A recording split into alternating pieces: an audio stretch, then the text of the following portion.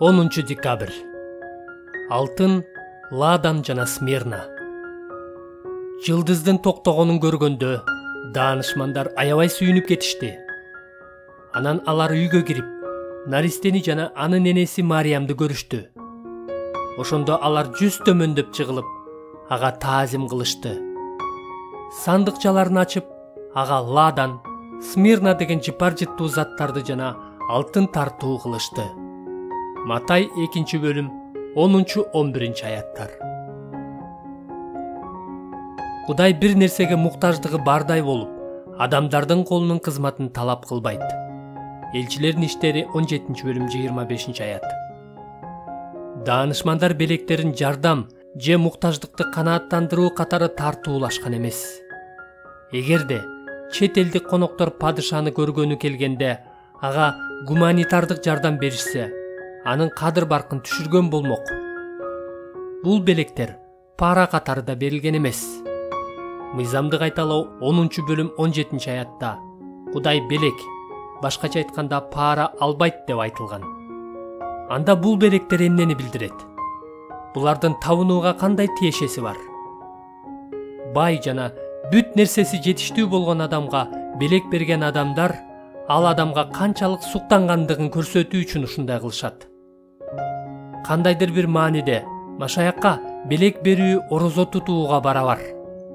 Машаяк үчүн бир нерсебизди бергенге же бир нерсебизден айрылганга даяр болсок, Машаяк ошол нерседен да баалуу экенин көрсөткөн болобуз.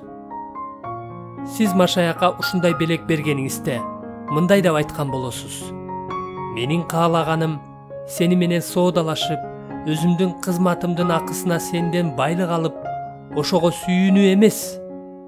Байкасаңыз, жылдыздын токтогонун көргөндө даанышмандар аябай сүйүнүп кетишти. Матай 2 бөлүм 10 аят. Мен сага бир нерсе бере алам деген ниет менен эмес, сенин өзүңдү көрүү ниети менен келдим. Менин ушул каалоом күч алып, сенден бир нерсе алуудан эмес, сенин өзүңдөн көбүрөөк рахат алам деген үмүт менен башка нерседен баш тартып жатам. Сен муктаж эмес болсоң да, мен өзүмө жаккан нерселерди сага берүү аркылуу менин байлыгым башка нерселер эмес, сенсиң деп чын жүрөктөн жана жан дилим менен айткым келет. Менин оюмча, Кудайга алтын, Ладан жана Смирна белектерин же башка өзүбүз бергибиз келген белектерди тартуулап таазим кылуунун мааниси ушундай. Кудай бизде Машаяктын өзүнө болгон каалоону ойготсун. Чын жүрөгүбүздөн: Ыйса Теңир, сен Ысрайылдын падышасы, Машаяксың. Бардык элдер келип, сенин алдыңда таазим кылышат. Кудай бүт дүйнөнү башкарып, сага табынгандай кылат. Ошондуктан эч бир каршылыктарга карабай, сенин бийлигиңди жана кадыр баркыңды кубаныч менен кабыл алып, сен гана менин жүрөгүмдү канааттандыра аласың деп, белектеримди сага алып келем деп айта алгандай бололу.